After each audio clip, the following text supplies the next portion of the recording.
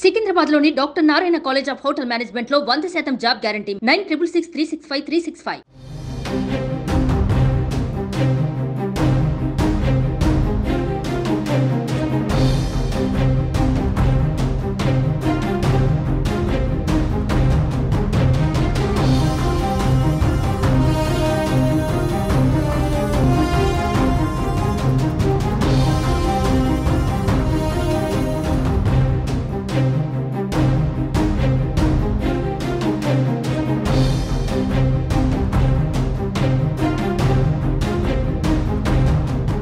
Telangana cabinet కీలక నిర్ణయం తీసుకుంది. డిసెంబర్ 9, 2023 లోపు తీసుకున్న రుణాలన్నీ మాఫీ చేయాలని కేబినెట్ నిర్ణయం తీసుకున్నట్లు తెలుస్తోంది.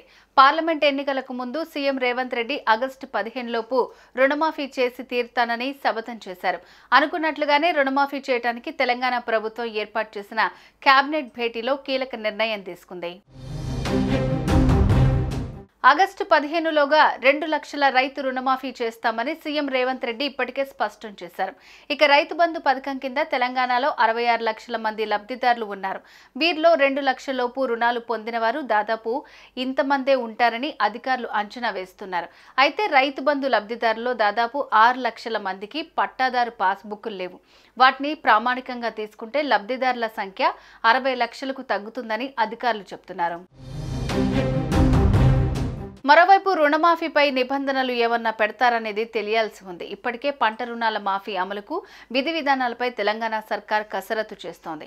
అధికారుల నుంచి వచ్చిన పలు ప్రతిపాదనల్లో కొన్నిటిని పరిగణలోకి తీసుకునే విషయంపై సర్కార్ ఆలోచించింది.